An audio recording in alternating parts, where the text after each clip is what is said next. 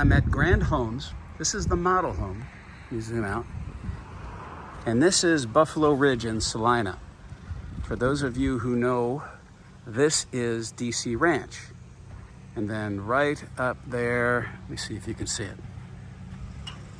I don't know if you can see it, but that there's a aerobatics airport way out there. And then off to the left behind these homes over here would be the high school and the football stadium. So Celina, for those of you who don't know, is one of the fastest growing communities in the country.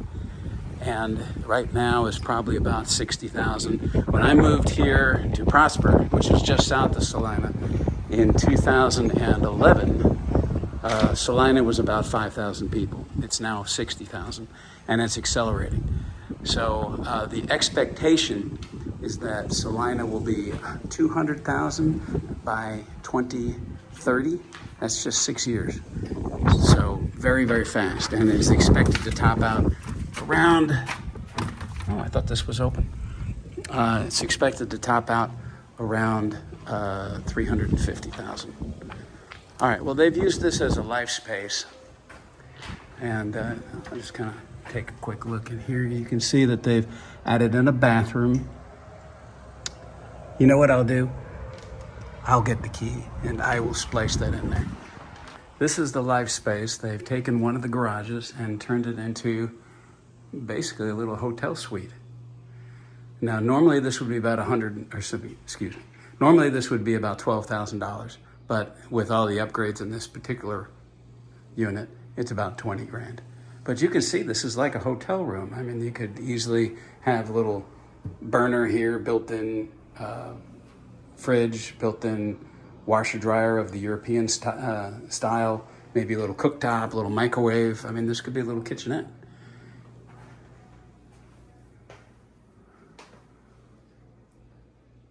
Hilton could learn a few things from this room. So let's walk into the house. Normally, this would be the garage, two-car garage right there. This would normally be a third-car garage, a porte-cochere. So they have those two garages right now as the offices.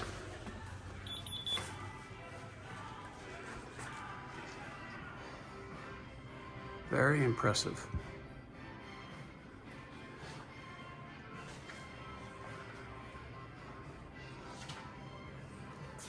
And I love that the shower is sunken. Prevents water spilling somehow. Look at the size of this closet. Oh, and that's the control for the hot water heater right there. Now this house is the Grand Signature. This is the Elevation H. Normally, this house would be priced at $892,000. You would typically go in a 60-foot lot. She said that normally what people would do is, instead of having this fancy thing, is they would just expand the pantry. And I'll show you what the pantry currently looks like. KitchenAid appliances. I like the gold.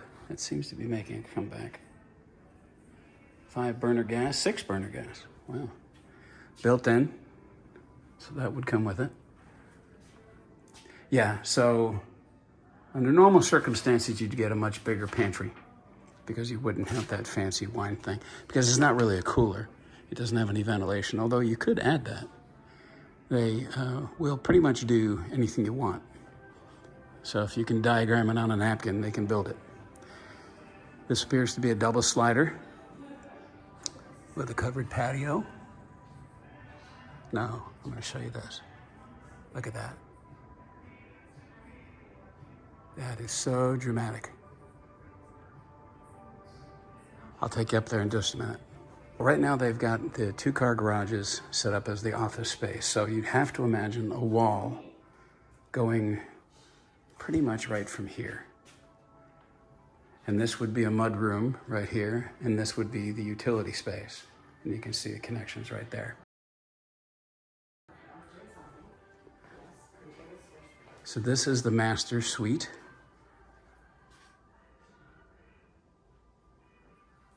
I love what they've done in here. I like these too.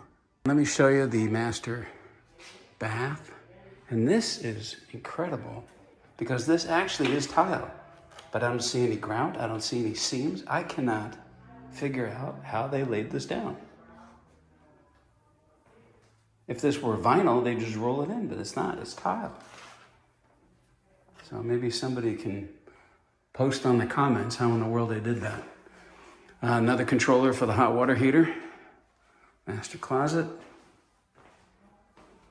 Good sized tub. Great shower. This is an upgrade, this fireplace. Normally it would come with a gas fireplace. From what I understand, you could actually build it with a wood fireplace too if you wanted to. Gonna take a look at the upstairs, which looks really impressive from downstairs. And I wasn't wrong.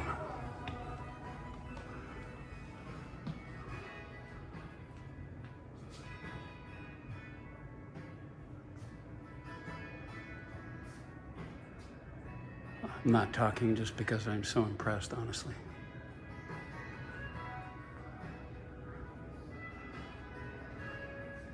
I've been in $5 million homes that don't present like this. I mean, essentially, this is a $1.1 million house, as is. On a similar lot, and this one's on a greenbelt. And they do have some greenbelt lots available. Well, there's no available homes right now, but these are lots that are available. This one, 90 is the upgrade price, 50 is the upgrade price, etc. This one's a great lot because you've got green on both sides, but it's not terribly wide. It's only about 60 feet wide. This one's 125 upgrade because it is a third of an acre, I believe. No upgrade price there, see. But the greenbelt, only 30 grand, 35 grand, 25 grand, 50. It's not bad to have the greenbelt behind you and the creek. They also have a lot that's about a third of an acre available on the street.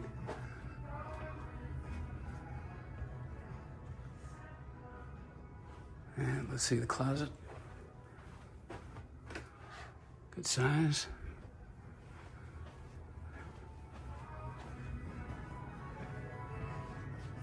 I love. It's not gold in the 80s sense.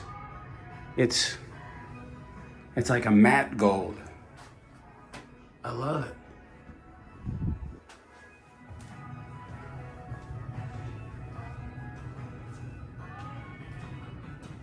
So this one has had the 5th bedroom added on. It has the media room added on.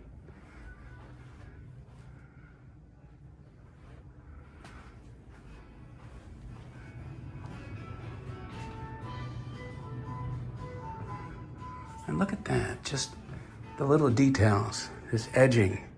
Normally what happens is they just leave that. So what you've got is you got the side of the tile with the caulking, and sometimes you can just read the writing on the side of the tile from the manufacturer. They've got this little bow nose on there.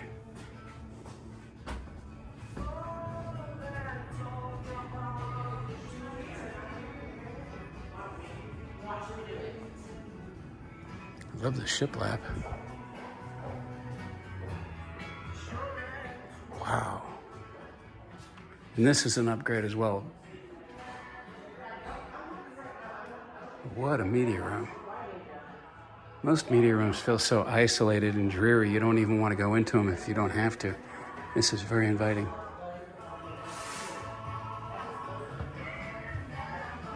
Wallpaper's making a comeback, huh? I thought I would just show you the side of the house that's being built. Notice a couple of things. First, let me zoom in.